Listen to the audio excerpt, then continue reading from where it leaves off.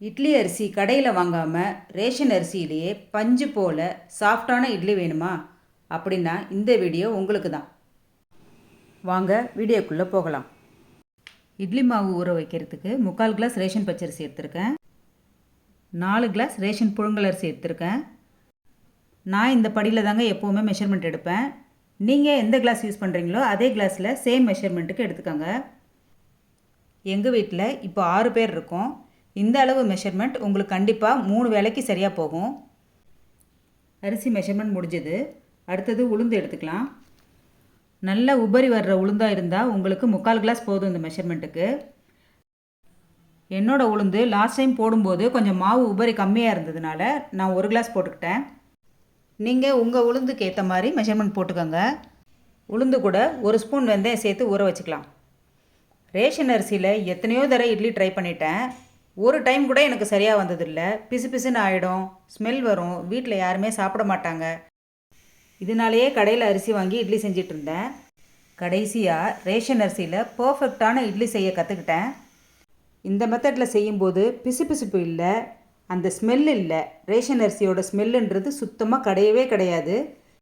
வீட்டுக்கு கெஸ்ட் வந்தால் கூட நீங்கள் எந்த சந்தேகமும் இல்லாமல் தாராளமாக செய்யலாம். முதல்ல வெந்தயத்தையும் உளுந்தையும் நல்லா தண்ணி ஊற்றி 3 தடவை களைஞ்சி கீழே ஊற்றிடலாம். அதுக்கப்புறமா நல்ல தண்ணி ஊற்றி ஊற வச்சுருங்க. ரேஷன் அரிசியோட ஸ்மெல் இட்லியில் வராமல் இருக்க எனக்கு சூப்பராக ஒர்க் அவுட் ஆன டிப்ஸ் இது தான். அரிசி கூட நல்லா ஒரு புடி கல் உப்பு சேர்த்துக்கோங்க. இதை நல்லா அரிசி கூட பெசரி விட்டுட்டு கொஞ்சமாக தண்ணி ஊற்றி நல்லா கையால் அழுத்தி களைஞ்சி விடுங்க.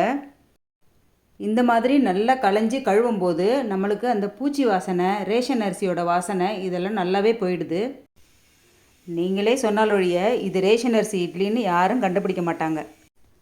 நல்லா 2-3 தடவை களைஞ்சிட்டு மறுபடியும் இதே மாதிரி ஒரு கை உப்பு போட்டு நல்லா பெசரி விடுங்க. நல்லா களைஞ்சி கழுவுங்க. 2-3 தடவை கழுவிட்டு இது நல்ல தண்ணி ஊற்றி ஒரு வாசனை எல்லாம் போயிடும். அரிசி ஒரு 3 மணி நேரம் ஊறட்டும். அதுக்கப்புறம் நம்ம அதை கிரைண்டரில் போட்டுடலாம்.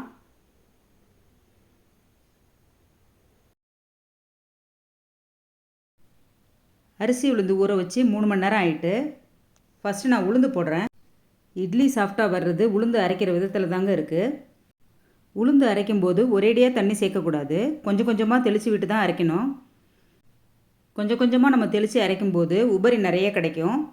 இப்போ பாருங்கள், இந்த மாவு கொஞ்சம் கெட்டியாகிடுச்சு உளுந்து மாவு. இப்போது இதில் நான் ஒரு 1/2 கிளாஸ் தண்ணி தெளிக்கிறேன். இந்த மாதிரி மாவு மசிய மசிய ஒரு 5 நிமிஷம் இடைவெளியில் 1/2 கிளாஸ் தண்ணி அப்பப்போ தெளித்து விடுறேன். தண்ணி தெளித்து அரைக்க அரைக்க இந்த உளுந்த மாவு எவ்வளோ நல்லா பூத்து வருது பாருங்கள். நான் ஒரு 7-8 தடவை இந்த மாதிரி தண்ணி சேர்த்து அரைச்சேன்.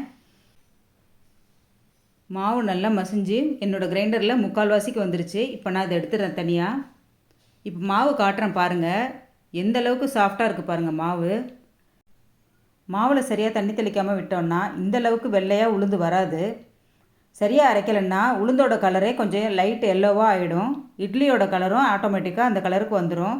இந்த மாதிரி நம்ம அரைக்கும்போது நம்மளோட இட்லி ரொம்பவே வெள்ளையாக இருக்குங்க. உளுந்து அரைக்கிறத பொறுத்து தான் இட்லியோட சாஃப்ட்னஸ் இருக்குதுன்னு சொன்னேன். அதே மாதிரி உளுந்து அரைக்கிறத பொறுத்து தான் இட்லியோட கலரும் இருக்குது. உளுந்து மாவு ஃபுல்லும் தனியாக எடுத்து வச்சுட்டேன். இப்போ நம்ம அரிசி போட்டுக்கலாம். அரிசி இப்போ கொஞ்சம் கொஞ்சமாக கிரைண்டரில் போட்டுக்கலாம். ஒரேடியாக போட்டாக்கா கிரைண்டர் சுத்த முடியாமல் நின்றுடும். தேவையான அளவு அப்பப்போ தண்ணி தெளித்து அரிசி ஃபுல்லும் போட்டு அரைச்சி எடுத்துக்கலாம். இந்த கிரைண்டர் வாங்கி 25 வருஷம் ஆயிடுச்சு. இது வரைக்கும் ஒரு டைம் கூட ரிப்பேர் ஆனதில்லை.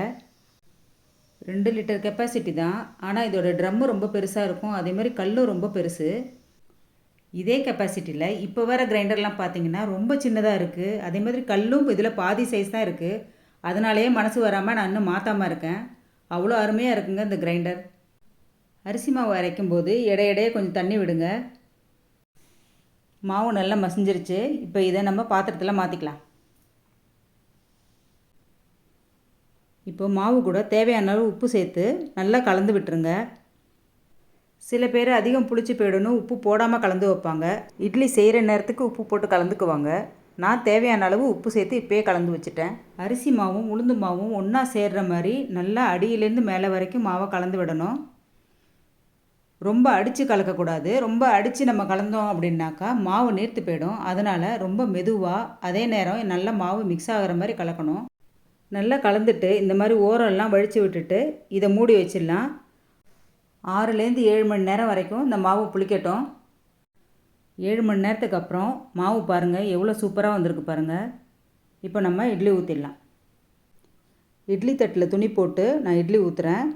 இது உள்ளே வைக்க போகிற தட்டுன்றதுனால நான் இதை மூடி தாங்க வைப்பேன் எப்போவுமே. அது எனக்கு எங்கள் அம்மா சொல்லி கொடுத்தது. இப்படி மூடி வைக்கும்போது கீழே இருக்கிற இட்லி வந்து மேல் தட்டில் போய் ஒட்டாது. அதேமாதிரி மேல் தட்டில் இருக்கிற ஆவி தண்ணி கீழே வந்து இட்லி மேலே விழாது. இது 2வது தட்டு. இதை நான் மூடி வைக்க மாட்டேன். இட்லியை மூடி வச்சு ஒரு 7 நிமிஷம் வேக வச்சு எடுத்துடலாம். 7 நிமிஷம் ஆகிட்டு இப்போ இட்லி வெந்திருக்கான்னு திறந்து பார்க்கலாம். பாருங்கள் இட்லி எவ்வளோ சூப்பராக வெள்ளையாக வந்திருக்கு பாருங்கள். இந்த இட்லியோட சாஃப்ட்னஸையும் கலரையும் பாருங்கள். பாருங்கள் டெக்ஸ்சர் எவ்வளோ சூப்பராக வந்திருக்கு. கொஞ்சம் கூட பிசுபிசுப்பு கிடையாது. இட்லி மட்டும் இல்லைங்க, தோசையும் இந்த மாவில் ரொம்பவே சூப்பராக வரும். சாதாரணமாக தோசை ஊற்றும்போது இட்லி மாவில் தண்ணி கொஞ்சம் கலந்து ஊற்றுவோம். இட்லி மாவில் தண்ணி கலக்காமல் அப்படியே தோசை ஊற்றி ஒரு தடவை செஞ்சு பாருங்களேன். அவ்வளோ கிறிஸ்பியாக இருக்கும் தோசை. நான் இந்த தோசையை அப்படி தாங்க ஊற்றிருக்கேன். நான் தோசையை திருப்பி போடவும் மாட்டேன். தட்டு வச்சு மூடி வச்சு தாங்க வேக வைப்பேன். பாருங்கள் இந்த தோசை எவ்வளோ கலராக எவ்வளோ கிறிஸ்பியாக வந்திருக்கு பாருங்கள். நீங்களும் இந்த மெத்தடில் இட்லி மாவு அரைச்சி இட்லியும் தோசையும் ட்ரை பண்ணி பார்த்துட்டு எப்படி வந்துச்சுன்னு கமெண்ட் பண்ணுங்கள். என்னோடய சேனல் பிடிச்சிருந்துச்சின்னா லைக் பண்ணுங்கள், சப்ஸ்கிரைப் பண்ணுங்கள். தேங்க்யூ.